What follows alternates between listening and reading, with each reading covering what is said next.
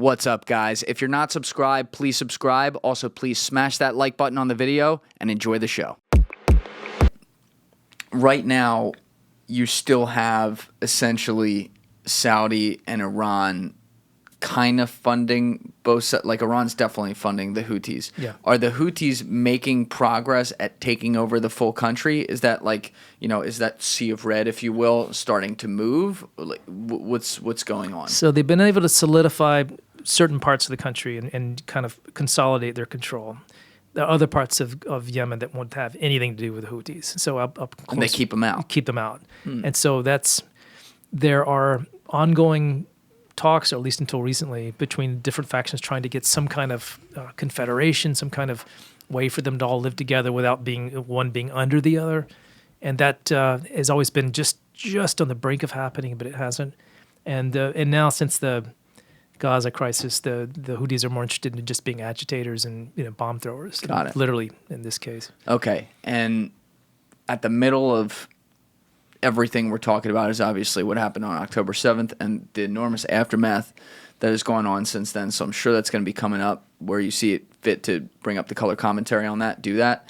But Iran is really, really what I wanted to talk with you about, because this is something that, when I had Jim Lawler in here, he had serious concerns about. Obviously, if he is retired, he was a 25-year spy for CIA that specialized in weapons of mass destruction. Like, that's the kind of work he did. So Iran was certainly something he was heavily involved with. It's interesting to talk with you because your expertise was in the field undercover with nuclear arms deals and things like that. And it's like the whole reason we went to Iraq was because they had WMD, and that turned out to not be true. That's exactly right. People ask me about that sometime. And it is true that Saddam Hussein had been working on nuclear weapons before then. He had used chemical weapons against the Kurds. The Kurds are an ethnic group there in Iraq. Killed thousands of them. In fact, one of his cousins was known as Chemical Ali. And Chemical Ali used... And he had serious concerns about where that could go. Maybe at the beginning, though, it would be good to start with some of the foundation, because, again, like, sometimes some of these things get lost in history for some people out there just to get sped up. Can you just explain Iran leading up to the revolution and then the revolution itself, like when the Shah was in charge, who he was, how that all happened, and then how it went to shit? Yeah, so people may be real surprised to hear this, but Iran was a really close ally of the United States. Yeah. We supported the Shah of Iran.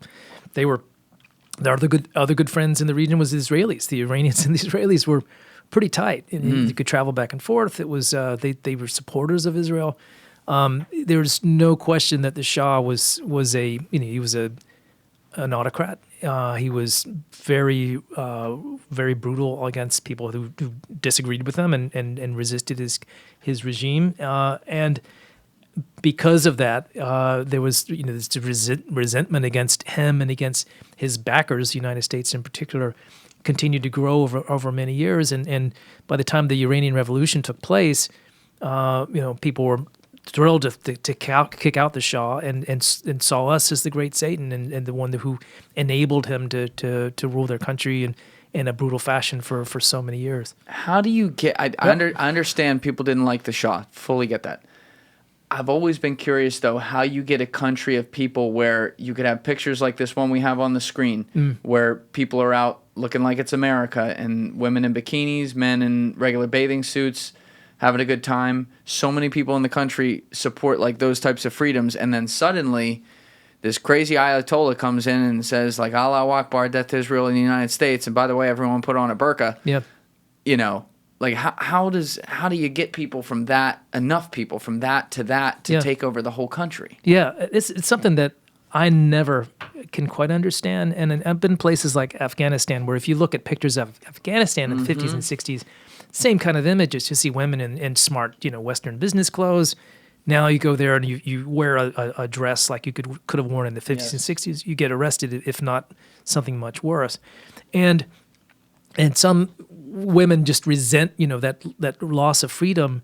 And yet you also find many women who don't, who at least embrace the modesty of a veil, feel like it makes them more comfortable, feel like they're less of an object, it respects their privacy. So you'll get into, I've gotten into really interesting discussions with women who say this actually feels better to me, it feels more natural to me. How do they explain it? They say it's first of all, they think of us as objectifying women and sexualizing women to an extreme, and it's with the men I've talked to. One's a very conservative, a Muslim. Then, well, that's the first subject they'll get on. It's just how decadent we are and how we claim to honor women and treat women as as independent and just welcome their freedom, when in fact we're sex obsessed in this country. So everything is sexualized, and they see that as a perversion of nature and offensive, and they don't want what we have in that sense. And many women who grow up in that culture feel kind of the same way. They may resist some of the more oppressive things like the full bee suits that we see, but is that really what it's called, a bee suit? Yeah, a beekeeper suit. Yeah, the really extreme burqas where you can't. I know what you're talking about. I didn't know. I've been in an airport in in Middle East countries, and you see the women with this full regalia, and watch them try to eat. It's like. It's really hard to do. So you got to lift the veil. It's like a acrobatic act. You got to kind of get your fork up in there, and it just looks really it's like the hard. fucking Cookie Monster. Yeah, exactly. It just sort of the food disappears behind the veil, and to me, I'm looking at it and thinking, boy, that looks really hard. And then why do you have to go through that? And yet it's interesting that you also see these same women kind of take pride in little things. Like you can see the eyes, and the eyes are really done up. You've got all kinds of makeup and eyeshadow. And, wait, underneath the beehive? Yeah, or if you can see a little bit of the eye, and often you can. So these real extremes, you can't see anything. But some of the other, like that one. So the Saudis, where you get little opportunities to flirt or to kind of. You get your flirt game on in the airport, Joby? With a half inch of trying opening. to take a beehive home? That's right.